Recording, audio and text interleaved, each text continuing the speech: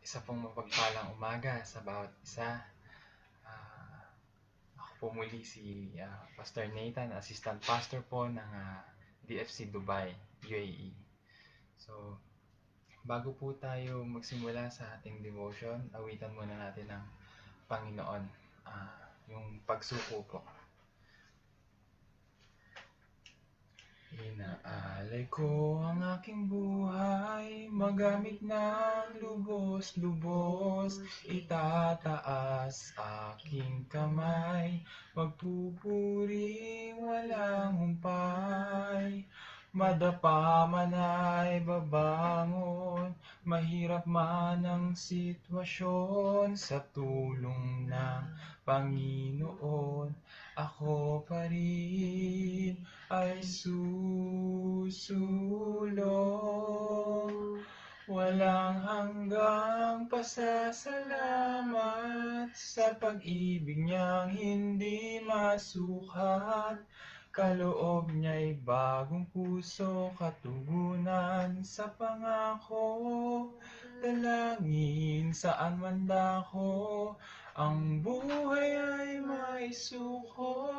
Magpapagal at magmamahal, sa pagbalik niya'y maghihintay. Ulitin po natin. Inaalay ko ang aking buhay, magamit ng lubos-lubos, itataas aking kamay, magpupuring walang humpay. Madapa man ay babangon, mahirap man ang sitwasyon, sa tulong ng Panginoon, ako pa rin ay susulong. Walang hanggang pasasalamat sa pag-ibig niyang hindi masukat. Kaloob niya'y bagong puso, katugunan sa pangako. Dalangin saan man dako, ang buhay ay may suko. Magpapagal at magmamahal, sa pagbalik niya'y maghihintay. Magpapagal at magmamahal, sa pagbalik niya'y maghihintay. Panginoon, pinupuri ka namin at sinasamba, O Diyos. Sa umagang ito, palakasin niyo nga po ang aming kalooban, Panginoon, O God. Bagamat ako po ay kinakabahan, Lord, sa inyo po manggaling ang kalakasan, sa inyo po manggaling ang lahat-lahat, Panginoon, O God, ang kaaking kaisipan, ang kaaking karunungan, sa inyo po ito manggaling, Panginoon, O God. Ang lahat po ng aking sasabihin, Panginoon, ay mangyari na ang salita niyo lamang ang lumabas, Panginoon, O God. Ngayong gabi, nagpapasalamat na po kami. We declare victory, Panginoon, O God, and we claim, Panginoon, O God, ang victory niyo sa amin, Panginoon, O God. Sa gabing ito, kayo po ang maitaas, kayo po ang maipapurihan sa gabing ito. Lord, patawarin niyo po kami sa aming mga pagkakasala, linisin niyo po at gawing karapat dapat na makalapit sa inyong presensya, O Diyos. Lord, pinupuri ka nga po namin at sinasamba sa inyo ang lahat-lahat in Jesus' mighty name. Amen and amen. Amen. Ayan, blessed morning po sa lahat. Purihin po ang Panginoon. Ngayong gabi, umaga pala. Sa inyo po ay gabi. Ang tatalakayin natin ay about sa pagsuko. So, kasi kung ani natin sa totoong buhay, kapag sumuko ka, kunyari sa pulis, ikulong ka. Pero dito, pag tayo ay sumuko sa Panginoon, laya tayo. Ano po ba yung mga bagay na kailangan natin isuko? Ano ba yung mga kailangan natin, yung mga bagay na feeling natin na nakakulong tayo? Yung feeling natin minsan, bakit ko nga ba ito ginagawa? Parang napipilitan na lang tayo. Parang ganon. Pero patuloy natin ginagawa. Ano ba yung mga bagay na yun, mga kapatid? Pero, so, sa umagang ito, tulungan tayo ng Panginoon para tulungan tayo na maisuko ang mga bagay na yon. Siyempre, marami pero meron tayong mga ilan na nanggaling sa Panginoon na atin pong tatalakayin. So, ah amen. Siguro basahin muna natin yun sa Matthew 18:3. Sige po, sa mga online po, maaari pong pakitype na lang din. Matthew 18:3. Yan. Sinasabi ko sa inyo ang totoo, kung hindi kayo magbago at maging tulad ng maliit na bata, hindi kayo mapapabilang sa kaharian. Bakit po ba, bakit biglang napasok yung about sa ah, parang katulad ng bata o maliliit na bata? Na example po dito ng Panginoong Jesus ang isang maliit na bata. Bakit po? Dahil nung tayo ay bata pa, o yung mga bata na lang din ngayon, ay kung ano ang sabihin ng magulang, siya ay sumusunod nang walang question dahil alam ng bata na tama ang kanyang ginagawa. Tayo bilang anak ng Diyos, tayo ay magkaroon ng isang pananampalataya na parang isang bata. Once na sinabi sa atin ng Panginoon, once na tinuro sa atin ng Panginoon o pinapagawa sa atin ng Panginoon, tayo ay kikilos. Amen. Ang title po ay pagsuko. Tayo ay kikilos. Isusuko natin. Kumbaga, in our flesh, there are times na parang ang hirap. Parang hindi naman mahirap pero nakasalalay yung pangalan mo. Kumbaga, minsan hindi man kahihiyan pero kumbaga maiiba ka sa mundo, which is kailangan nating isuko 'yon. Talagang kasi madalas po kasi pag tayo ay sumusunod sa Panginoon, maiiba tayo sa mundo. Magiging alien tayo sa mundo at 'yun naman po talaga ang ine-expect ng Panginoon na kapag tayo ay sumusunod sa Kanya dahil ah sa mundong ito, dito ang mga sumusunod sa Panginoon ay hindi nila maintindihan.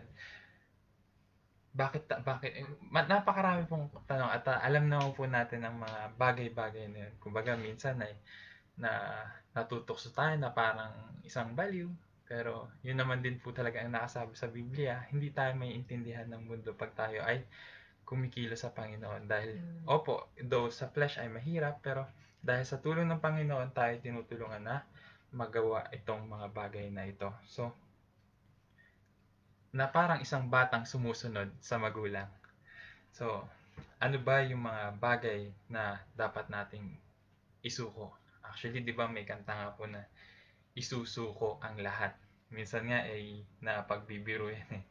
Isusuko lang daw po ang ilan.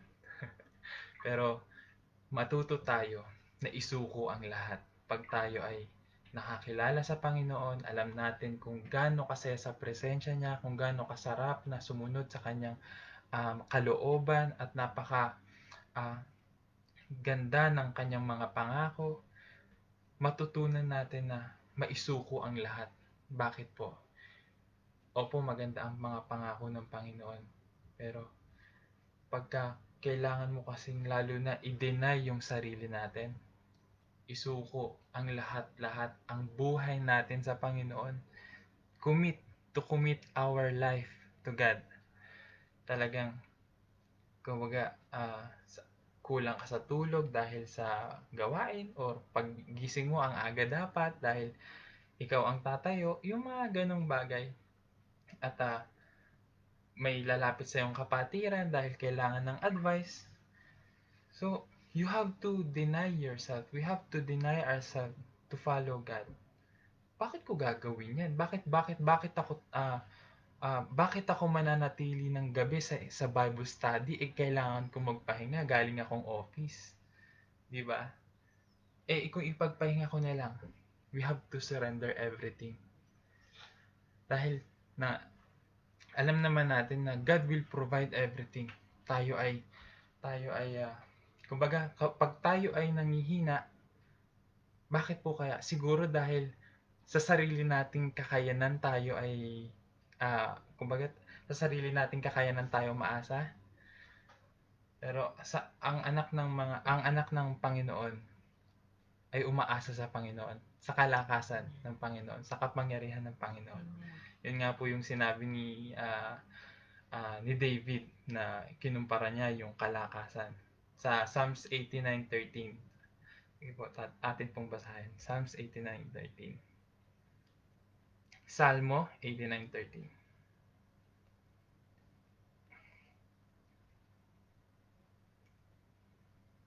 Amen. Purihin po ang Panginoon. Ang lakas nyo ay walang kapantay at ang inyong kanang kamay ay nakataas at napakamakapangyarihan. Mga kapatid, ano ang hindi natin kakayanin kung tayo ay sumusunod sa kanyang kalooban? Though, sa paningin ng iba, mahirap. Sa paningin natin by flesh, mahirap. Pero mga kapatid, sa kapangyarihan ng Panginoon, kaya nating tuparin ang kalooban niya sa ating buhay, dito sa mundong ito, hanggang sa ma-meet natin ang Panginoon face to face. Amen po. So, minsan, paano naman mag-surrender? Mga kapatid, kasi minsan tayo ay parang naaalala lang natin to kapag we are parang nasa bangin. Kapag last option na lang. Naaalala na lang natin na paano sumurrender kapag masaya lang. Kapag nasa sitwasyon na tayo, parang name-mental block na tayo at nakakalimutan na natin na paano ba mag-surrender. Yung mga ganung bagay. So, dapat meron tayong surrender control. Kumbaga, araw-araw, every moment na tayo ay magde-decide na yung surrendering natin ay nahandon. Sa bawat paghakbang na lang, sa bawat paghinga na lang, ay nakadepende sa kung anong kalooban ng Panginoon. Although, ang OA naman, Pastor, bawat paghakbang, bawat paghinga, bakit? Saan ba galing ang paghinga natin? Saan ba galing ang hangin na hinihinga natin? Galing sa Kanya. Kaya marapat dapat lang na sa bawat paghakbang natin, sa bawat paghinga natin, ay yung kalooban niya yung ating ginagawa. Ang Kanyang gawain ang ating ginagawa. Ano po ba yung gawain? Yung example nga po, ang sinabi nga po ni Pastor Timothy. Ang gawain, ano bang ginawa ng Panginoon dito sa mundo ng Panginoong Jesus? Gumawa siya ng mga mabubuti. Maging magandang mabubuti. Maging manggagawa rin tayo ng mabuti ng Panginoon. So, minsan naman kasi, dahil sa mga negative thoughts, hindi na natin makontrol yung sarili natin, sa anger natin, dahil sa mga nasa paligid na lang po natin, yung mga ginagamit ng kaaway. Remind ko lang po mga kapatid, kapag may mga taong nangiinis sa atin o may mga taong na natitrigger tayo, huwag natin sisihin yung tao. Dahil tao lang sila. Pero, ang sisihin natin, yung bad spirit. Yung i-rebuke natin, yung spirit. Minsan, sa sobrang galit natin, tinatawag natin silang aswang. Tatandaan natin, creation yan ng Panginoon. Mahal yan ng Panginoon. Nagagamit lang sila ng masamang espiritu. Kaya, ang i-rebuke natin ay yung masamang espiritu, hindi po yung taong yan. So, ayan. Kasi ang gusto ng kaaway is yung lumabo yung sitwasyon natin, parang mag-down tayo ng mag-down, yung saan ma-down using ma-down ng dahil sa galit, dahil sa lungkot, dahil sa pag-alala. So, kung ano man yan, mga negative thoughts yan. Kasi talagang ini-invade niyan yung kaisipan natin hanggang sa mag-reflect sa actions natin. Alam natin yan mga kapatid. Pero, sa tuwing dumarating yan, let us reminded na yung mga bagay na yan ay, kumbaga,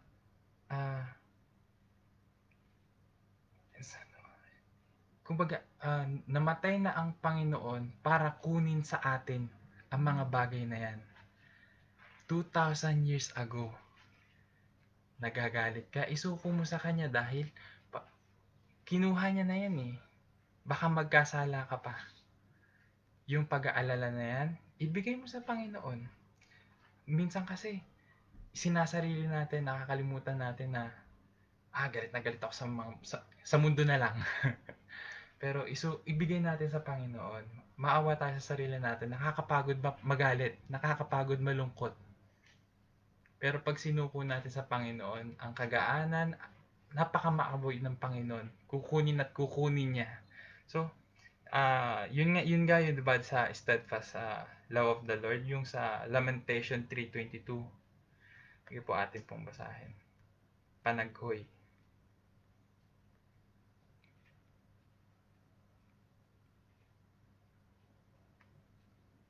22. Sabi diyan, ang pag-ibig at awa ng Panginoon ay walang katapusan. Iyan ang dahilan kung bakit hindi tayo lubusang nalipol. Araw-araw ay ipinapakita niya ang kanyang habag.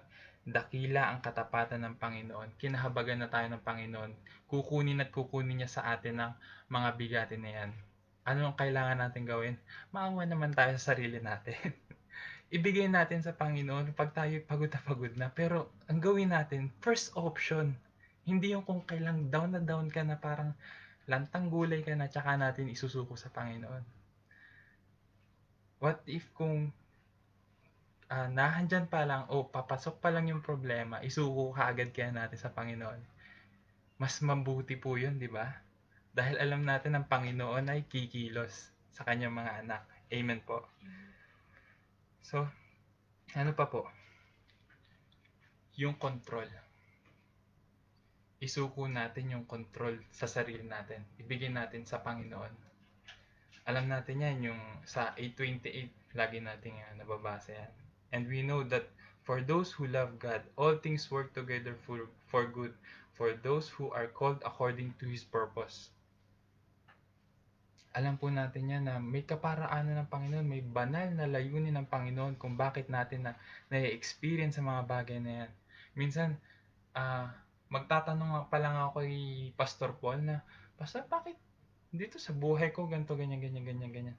Sige na, Pastor, wag mo nang sagutin. Bakit? All things work together nga po. Yung time na yun po yung tinuturo sa akin ng Pastor Paul at niremind ako ng Panginoon, God is in control pala. At biglang mawawala yung alalahanin natin. Bakit? Inasa natin na ang Panginoon ang kikilos sa atin. Amen. Yan. Gusto ng kaaway magilid tayo. So, ang gusto man ng Panginoon is to surrender yung mga bad thoughts na yan. So, we need to recognize His authority. Yung authority na ibinigay niya sa atin to overcome this everything, yung makontrol yung mga bagay na ganito na negatives, yung decisions mo, yung control mo sa buhay ay ipakontrol natin sa Panginoon. So, yun po. Letting go of worry. Surrender natin yung ating mga alalahanin. Kaya sabi nga natin, maawa tayo sa sarili natin. Ibigay natin sa Panginoon, kayang-kaya niya yan. Ipagkatiwala natin sa Panginoon. Kukunin niya yan. Sa kanyang kamay, kaya niya tayong iangat. Amen po mga kapatid. Don't worry about anything. Instead, pray about everything. Tell God what you need and thank Him for all has done. Magpasalamat ka na. Pasalamat ka na. Bakit? Yung victory ng Panginoon bilang anak kanya ay nasa iyo na. Ang kailangan mo lang, isuko. Ang kailangan po natin, isuko lang sa Panginoon, mga kapatid. So, minsan ito naman ay mahirap sa karamihan, lalo na sa mga mayayaman. Isuko natin yung ating mga kayamanan. So, bakit po? Hindi natin makakamtan yan, ang mga bagay na yan, kung hindi sa binibless ng Panginoon ng ating kamay. Amen? Binibless tayo ng Panginoon ng kalakasan. Nakakahinga tayo. So kung di tayo nakakahinga, hindi natin makakamtan kung ano meron tayo. Isuko natin sa Panginoon yung pagbabudgeting. Panginoon, konti lang to, magta-tithes pa ba ako? Maglalab pa ba ako? Kung tayo ay inuudyok, bakit hindi? Gagawa at gagawa ng Panginoon ng paraan para makalampas ka. Ang gusto ng Panginoon, maging channel of blessing tayo. Hindi hindi tayo nag-i-stop ng blessing. Okay, nakakamit ka ng blessing from Panginoon, sa akin, sa akin lang. Hindi. Kaya yan, pinagkaloob sa'yo ng Panginoon yung kalakasan para ikaw ay sa pang-araw-araw mo makasurvive ka at hindi lang para sa sarili mo, para sa mga nangangailangan. At magpasalamat din agad tayo sa Panginoon. At bilang pasasalamat, ibinabalik din natin yung ating tithes, yung ating love offerings, yung ating mga love gifts sa mga pastor. So, ayan nga. Para madali sa atin is makontento tayo.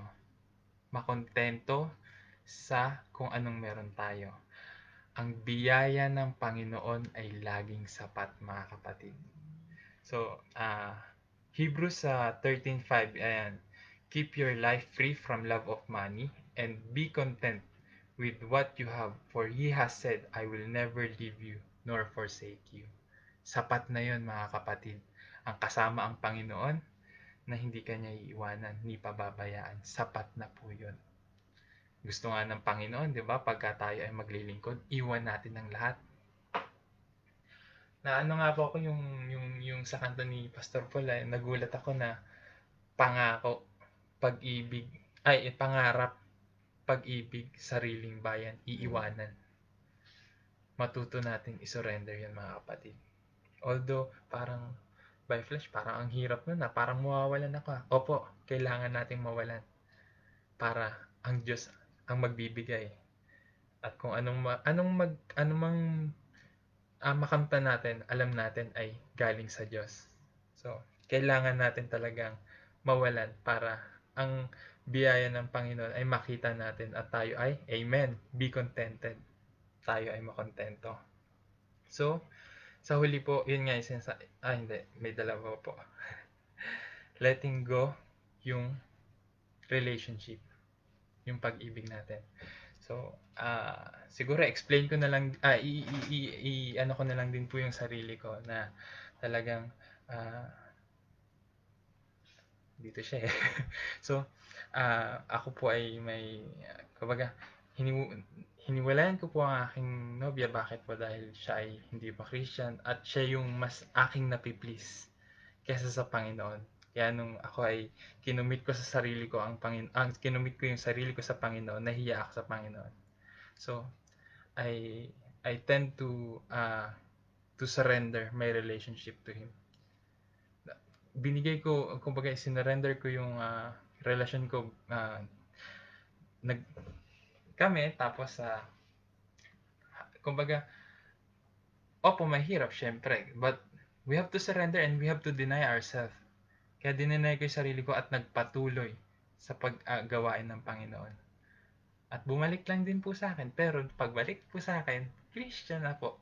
So, purihin po ang Panginoon. So, dahil, yun nga po ang sinasabi natin, God is in control. Alam niya at may maganda siyang layunin. Amen. May banal siyang layunin sa bawat isa. So, dakilang layunin sa bawat isa. So, isa pa po, yung pinaka-last is yung future natin. O yung kinabukasan na lang, mga kapatid. Minsan kasi nag-aalala po tayo ngayon para sa kinabukasan.